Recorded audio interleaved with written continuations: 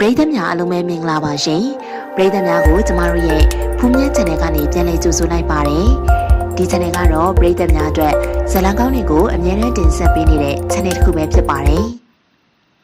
ဒီနေ့မှလည်းပရိသတ်များအတွက်ပိုးကိုက်ပန်းဆိုတဲ့ဇာတ်လမ်းလေးကိုတင်ဆက်ပေးသွားချင်ပါတယ်ရှင်ဇာတ်လမ်းလေးမစတင်ခင်မှာပရိသတ်များကကျမတို့ရဲ့ channel လေးကို like and subscribe လေးလုပ်ပေးသွားကြပါဦးနော်နောက်ထပ်တင်တဲ့ဇာတ်လမ်းကောင်းများစွာကိုသိရှိစေဖို့အတွက်လည်းဘေးနားနူတီခေါင်းလောင်းလေးကိုနှိပ်ပေးသွားကြပါအောင်ရှင်။ဒါဆိုရင်တော့ဒီနေ့မှတင်ဆက်ပေးသွားခြင်းနဲ့ပိုးကိုက်ပန်းဆိုတဲ့ဇာတ်လမ်းလေးကိုအခုပဲစတင်လိုက်ပါပြီရှင်။ငင်းချက်မင်းဖေမျိုးကပြန်လာပြီ။မိန်းကလေးတယောက်လည်းပါလာတယ်။မွေးစားလာတာတဲ့နဲ့။ရွာတကြီးသားမဲထောင်ရင်စကားကြောင့်ငင်းချက်လက်မှာဆွဲထားတဲ့ရေဖြန်းပုံကိုလွှတ်ချလိုက်တယ်။ခရောင်းကြိုက်ထားတဲ့ပစိုးတောင်ပြန်မချနိုင်တော့ပဲအကြီးရဲ့စိုက်ခင်းထဲကနေပြေးထွက်ပြီးအိမ်ကိုပြန်လာခဲ့ပါတယ်။အဖေစောင်းအောင်အော်ခေါ်တန်းကြောင့်အလားရဲ့ခန္ဓာကိုယ်လေးတုံသွားရပါတယ်။အလားကိုခေါ်လာတဲ့ဦးလေးကရေနွေးချက်အတောင်မပြတ်ပေမဲ့အလားကတော့ထိုင်နေရင်လက်နှစ်ဖက်ကိုအချင်းချင်းပုတ်ချင်နေမိတယ်။ဦးလေးမှသားရှိတာအလားသိထားတာကြောင့်သူ့သားအလားကိုကြည်ပြူမလားဆိုတာပါစိတ်ပူမိပါတယ်။ဦးလေးရဲ့မိမအန်တီကတော့အလားရဲ့ဘေးမှာထိုင်ပြီးစကွဲရွေးနေရင်နဲ့သူ့သားဘာပြောမလဲအပြောကိုစောင့်နေပုံမှာသူလားဖေမွေးစားဖို့ခေါ်လာတာသူ့လားအလားကိုလက်ညှိုးထုတ်ပြီးသူကမေးလာတယ်ဟဲ့အောင်ထိုင်အောင်ကွာအလန့်တကြားလုံးမနေနဲ့ဟိုမှာလန့်နေပြီအဖေကလည်းကျုပ်ကိုဖြေပါအောင်မွေးစားလာတာသူ့လားလို့အေးလေမေးမယ်ညီမလိုချင်တယ်ဆိုငါသားရဟာဗျာကျုပ်လိုချင်တာငယ်ငယ်လေးဗျအခုကအကြီးပဲဗျာဟဲ့နေပဲရွယ်ရှိလေရှစ်တန်းမှာဟမ်ငါနဲ့အတူတူပဲနေအောင်နေရစားတော့လားအလှပန်းကမြို့เจ้าမှာတောင်အစ်စ်တဲသားရဟာအလှပန်းချီစားရအောင်မယ်တရွေးထွေးပြီးအိမ်ပေါ်ကိုပြေးတက်သွားမှသာအလှလည်းအသက်ရှူချောင်းတော့တယ်တော်သားကျုပ်ကိုရွှဲသွားတာကြားရလားနေလဲကလေးကိုစူစရာရှိရင်လွတ်လွတ်စုပေါ့ဟိုလူချီကျွေဒီလူချီကျွေမလုံးနဲ့လေသုံးစားမရရင်တော့ပြောရမှာပဲတော့သားစိုက်ခင်းရှည်လောင်းတာတောင်ကျုပ်ရဲ့အခင်းကိုမလောင်းဘူးလေမထွေးတင်အခင်းကိုသွားလောင်းတာထွေးတင်တို့အခင်းကအလုတ်သမားမှာမငားနိုင်တာဟာနင့်အခင်းမှာအလုတ်သမားနဲ့လေစိန်ခင်းရဲ့ပြီးတော့ငါသားကထွေးတင်သားကိုတော်တော်ခင်းရှာတာလုံးပါစေအားနဲ့သူကိုကုညီတာငါသဘောကျတယ်အမလီမြစ်တာရှင်နေနဲ့တွေ့နေတယ်တော့ဟိုကလေးမငါနဲ့လိုက်ခဲ့သွားရအောင်ဟုတ်ကဲ့အန်တီအကြီးလို့ခေါ်ပါကောင်မလေးရဲ့ဒါတော့အေးဟုတ်ကဲ့အကြီးအေးသွားမယ်အလားအဝတ်ထုတ်လေးယူပြီးအကြီးနောက်ကလိုက်သွားလိုက်တယ်ခြေတန်းရှိအိမ်ဖြစ်တာကြောင့်လေကတစ်တီဖြတ်တက်ပြီးမှအပေါ်ရောက်ပါတယ်အလားပန်းလားမလားပန်းလားမသိဘူးအတမ်းမဲ့တူတာငါနစ်ထက်ကြီးတယ်ရိုးရိုးတစ်တစ်ဆက်ဆန်တော့ကြားလားဟုတ်ကဲ့အပေါ်ရောက်ချင်းအပြောခံရတော့အလားမငြင်းရပါအကြီးကတော့သူ့သားကိုမျက်စောင်းထိုးတယ်။ကောင်းပါလေနင်ဒီမှာအိယာကိုတက်တက်ရရအမြဲတမ်းထားနော်နင်ကိုမထိုင်ရအောင်ခိုင်းစားမယ်လို့တော့ဒီအိမ်မှာမရှိဘူးဒါမဲ့မိသားစုဝင်နေဆိုတော့ငါအလုံးလုံးရင်ဝင်ကူပေါ့ကြားလားမဟုတ်ရင်တော့နင်ကိုလည်းငါသူများကြည့်ကြွေးရမှာပဲဟုတ်ကဲ့ကြီးအလားမျိုးသူဆိုပေမဲ့နူးနူးရွရွနေရတဲ့မျိုးသူမဟုတ်တာကြောင့်ရွာမှာလည်းအဆင်ပြေလာပါတယ်အကြီးကလည်းစကားကိုဖွဲ့နှဲ့မပြောတတ်ပေမဲ့သဘောကောင်းသူဆိုတော့အလားအနေမခက်ခဲ့ပါဘူးရွာဆိုပေမဲ့လည်းရွာကြီးဖြစ်တာကြောင့်ရွာမှာပဲကြောင်းရှိပြီးအလားလည်းကြောင်းဆက်တက်ရပါတယ်ကိုကျော်ကလည်းသားအရင်ဆိုပြီးအလားကိုအနိုင်မကျင့်တယ်လို့အလားနဲ့တောင်တခါစကားပြောသေးတယ်ကိုကျော်တငယ်ချင်းတွေကလည်းအလားကိုဆဆနနောင်ရှိကြတယ်အကုန်အစင်ပြေလွဲကူနေတယ်လို့ခက်ခဲမှုကအလားကြောင့်ပါဘာတန်ဖိုးမှမရှိတယ်လို့မွေးစားမဲ့သူရှိလို့မှကောင်းကောင်းနေထိုင်ခွင့်ရတဲ့အလားကျောင်းနေအရွယ်မှာကျောင်းစာကိုအာယုံစိုက်ရမယ့်အစားအလားရဲ့စိတ်ကကိုကျော်စီကိုရောက်နေတယ်ကိုကျော်တငယ်ချင်းတွေကညီမလေးလိုလဲချစ်ပါတယ်ချစ်သူလိုလဲချစ်ပါတယ်ဆိုတဲ့တခြင်းစာသားကိုဆိုပြီးအလားနဲ့ကိုကျော်ကိုစတိုင်းအလားရှင်ထဲမှာတုံရင်ခံစားရတယ်အလားကိုကျော်ကိုမယိုမသားချစ်တာသိကြမဲ့အချိန်အကြာကြီးအတူနေပြီးမှတီးလိုက်ရတယ်အထူးသဖြင့်10 တန်းမှာကိုကျော်ကျောင်းထွက်သွားတော့အလားအရန်ကိုဝမ်းနေရပါတယ်အလားသိရသလောက်ကျောင်းထွက်လဲဆင်းပြီးမ ကြခင်မှာအိမ်အောင်ကြကုန်ကြတာများတယ်လေအလှဝမ်းတဲ့စိတ်ကြောင့်မျက်ရည်ကျရတယ်လို့အာနာစိတ်ကြောင့်တာအရင်တောင်ကြောင်းမတက်တာကြောင့်အလှပါကြောင်းထွက်ဖို့ဦးလေးနဲ့အရှိကိုပြောတော့လက်မခံကြပါဘူးကြောင်းဆက်တက်ခိုင်းတာကြောင့်အလှလည်းကြောင်းဆက်တက်ရတယ်အလှကိုစားတက်စီခြင်းလို့ကြောင်းထားပေးတာသိပြီးလွင်းနေတဲ့စိတ်တွေကိုစူးစီးပြီးမှစာမစာစူးစမ်းရတယ်အလှရဲ့စူးစမ်းမှုတွေလည်းအောင်မြင်ပါတယ်ငါတို့ရဲ့အလှကတက္ကသိုလ်ကျောင်းသူကြီးဖြစ်တော့မယ်ဟဲ့အောင်စင်းတိတိချင်းငိမ့်ချမ်းអော်ပြီးတော့အိမ်ကိုပြေးခဲ့ပါတယ်အောင်စင်းသိနေပြီးသားအလှကသူ့ကိုပြေးလာဖက်တော့အဖေနဲ့အမေလည်းရီမောနေကြတယ်သူ့အတွက်တော့ပျော်စရာကောင်းတဲ့နေ့လည်းဖြစ်ပါတယ်ကိုကျော်အလှကိုလွတ်ပါအောင်အသက်ရှူတတ်တယ်ဟာဟာအေးပါအဖေနဲ့အမေဒီနေ့မုံပိုးများများပေးရမယ်နော်အလှကိုမြို့ပေါ်အလဲခေါ်သွားမလို့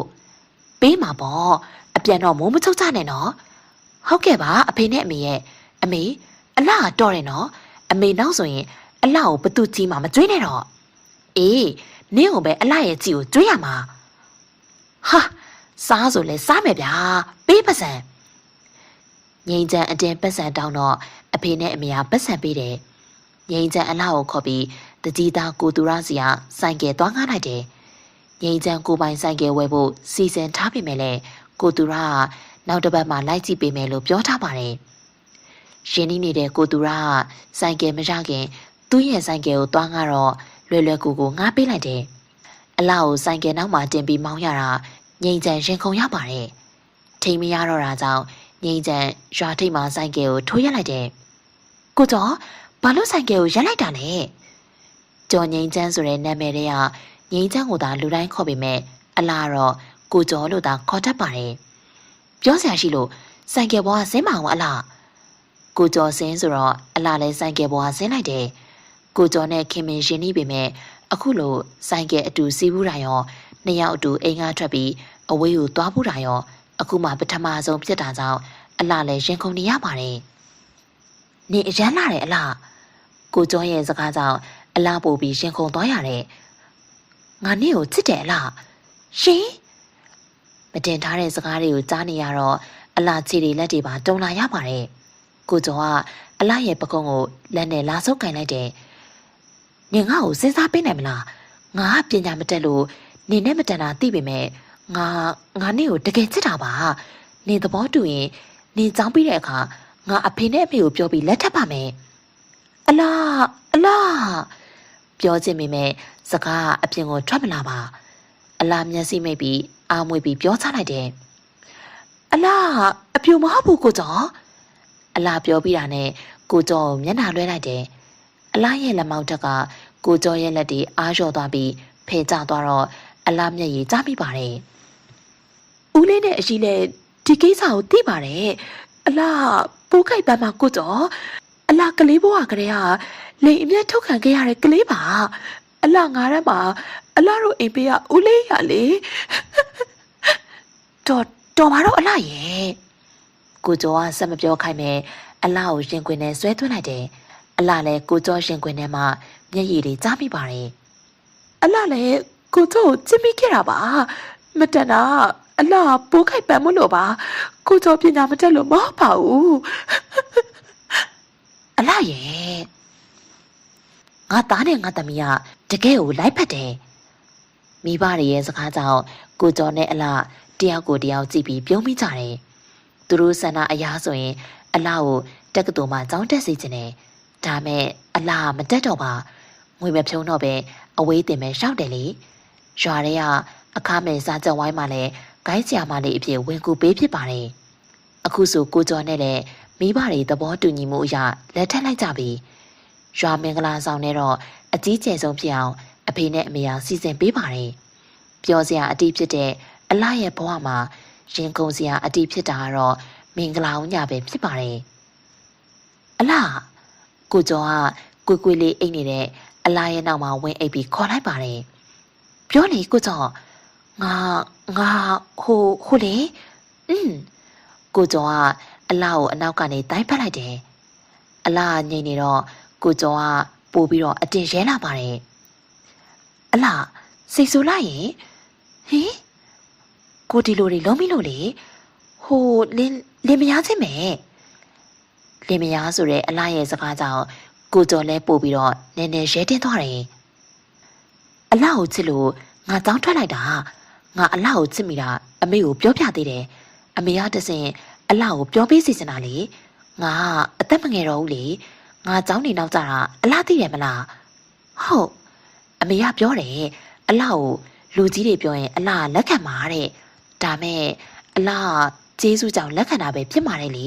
အဲ့လိုကမကောင်းဘူးတဲ့ဟုတ်ငါเจ้าတက်နေရင်စာတူကြက်လိုက်သွားလိုက်လာလိုက်နဲ့တငယ်ချင်းလိုမောင်နှမလိုဖြစ်နေမှာလေအဲ့ဒါဆိုရင်ဖွင့်ပြောရခက်နေမှာအဲ့ဒါကြောင့်ငါเจ้าထွက်လိုက်တာအလားနဲ့စိမ့်စိမ့်နေပြီးလူပြိုဖို့ပိုးချင်ပေမဲ့အလားကငါ့အိမ်မှာနေရတာလေငါခက်တန်းတန်းနေရင်အလားဝမ်းနဲ့တိမ်ငယ်မယ်လို့လည်းတွေးမိတယ်အဲ့ဒါကြောင့်ကြာနေတခါမှစကားပြောဖြစ်တာငါအလားကိုအရန်ချစ်တယ်အလားလည်းကိုကျော်ကိုချစ်ပါတယ်ပိုးခိုက်ပန်းကိုချစ်ပေးလို့လည်းကျေးဇူးတင်ပါတယ်ဘာပန်းဖြစ်ဖြစ်အလားရဲ့ဖြစ်တယ်မို့အားလုံးကိုကချစ်မှာပါကိုကျော်ကအလားရဲ့ချစ်ခင်မော်ကိုကျော်ကအလားရဲ့ဘဝလက်တွေပေါ့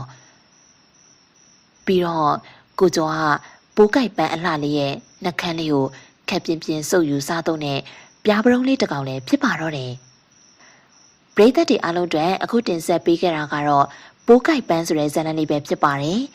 နောက်ရက်များမှလည်းပရိသတ်များအတွက်အချစ်ဇာတ်လမ်းကောင်းတွေကိုတင်ဆက်ပေးသွားမှာဖြစ်လို့ပရိသတ်များကကျမတို့ရဲ့ channel လေးကို like and subscribe လေးလုပ်ပေးသွားကြပါအောင်နော်